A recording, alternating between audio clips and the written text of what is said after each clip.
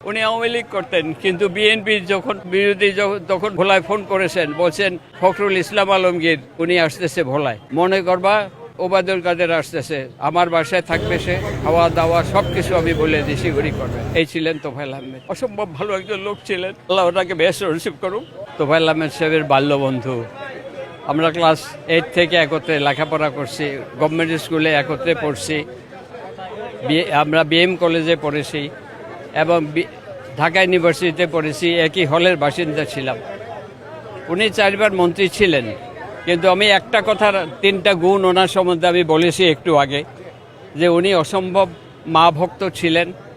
পৃথিবীর যেখানে যেতেন এবং অফিস আদালত থেকে যত রাত্র হোক আসতেন, মাকে আগে সালাম করিয়া তারপর নিজের বেডরুমে যেতেন। দ্বিতীয় হইল, উনি মানুষকে দেখায় আর ইবাদত বন্দেগী করতেন না। পৃথিবীর যখন যেই দেশে যাইতেন উনি নামাজ পড়েতেন এবং উনি মানুষকে দেখানোর জন্য উপকার করেন নাই। একটা ছোট্ট ঘটনা আমি বলেছি, যে আমি একদিন অনেক লোক ওনার বাসায় বিভিন্ন তদবিরে গেছে। এক লোক বলল, স্যার আমার জামাইটারে বদলি করে দিয়েছে। উনি রেগে গেলেন, বললো আপনার জামাই চাকরি দিলাম, এখন আবার বদলি করেছে, সেটারও তদবির করতে হবে, জান আমি পারবো না, বের হয়ে গেছে। আবার বললো গাড়িতে ওঠো, গাড়িতে উঠলাম, সেক্রেটারিয়েটে, আমি তখন ডেপুটি সেক্রেটারি।